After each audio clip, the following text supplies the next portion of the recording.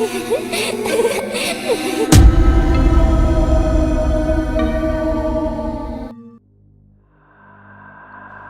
ago, back in my grandmother's time, the land was wild and treacherous.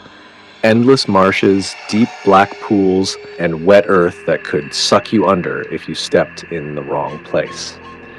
The old folks whispered of strange things that lived in the bog, evil things that came out when the moon disappeared. Grandma used to tell me this story, the one she heard when she was a child. It wasn't just a tale. She swore it happened, and I believe her. There was once a young girl, fair-haired, kind-hearted, who had to cross the bog one night.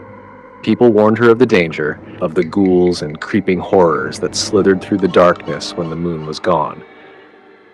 But the girl was brave, or foolish. "I'll see for myself," she said, wrapping a black cloak around her shoulders and pulling the hood over her golden hair. That night, the moon shone bright. Its silver light lit up the pools and tufts of grass. She walked on, careful and quiet, across the bog. Strange shadows twisted in the dark. Yellow eyes blinked from behind trees. The wisps danced in the distance, swinging their ghostly lanterns. Still, the moon's light kept the evil at bay. But she didn't know that night was the blood moon. The moon darkened, a red glow replaced its light, and just like that, everything changed. Darkness swallowed the land. The girl stood frozen, the blood-colored sky casting eerie shadows on the water. She could barely see her own hands, let alone the path. But she couldn't turn back. She didn't know which way was home. So she kept moving. The farther she walked, the more the horrors crept closer. Whispers brushed her ears, gnarled hands reached from the black water, twisted faces with hollow eyes rose up from the pools. The dead had come to meet her. She ran, or tried to.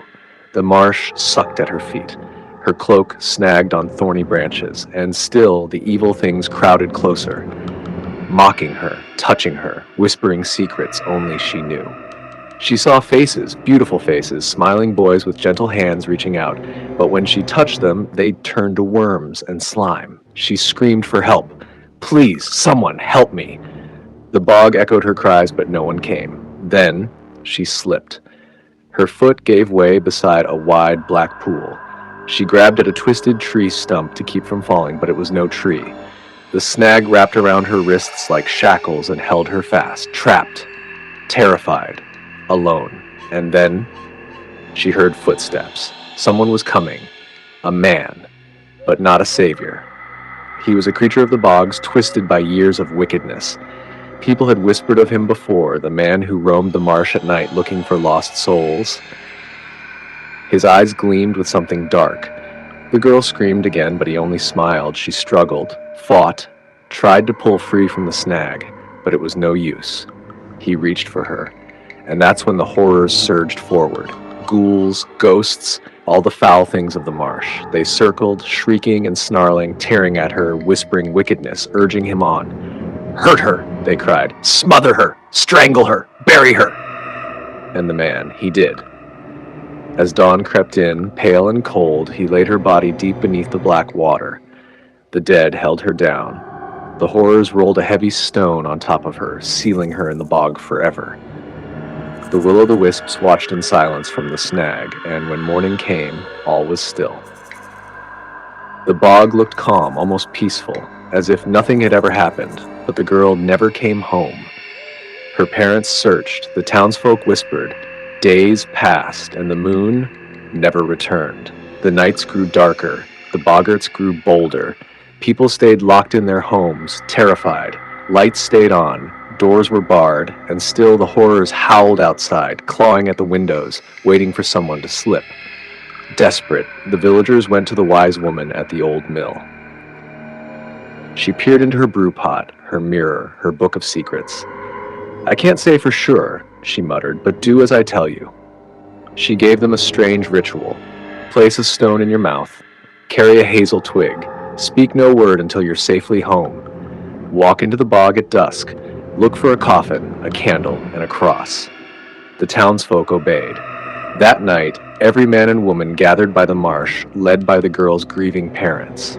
They trudged deep into the bog. Cold fingers brushed their necks, whispers tickled their ears, but they pressed on, silent and afraid.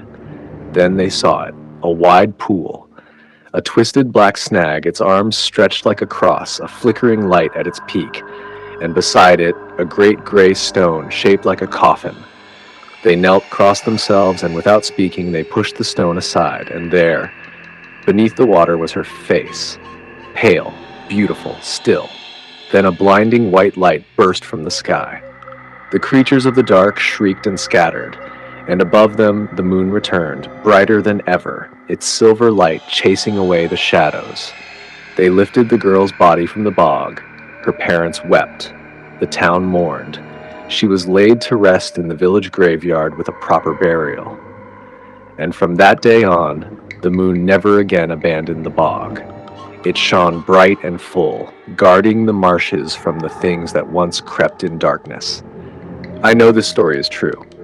My grandmother saw the place, the snag shaped like a cross, the pool of black water, and the stone. The bog remembers, and so do I.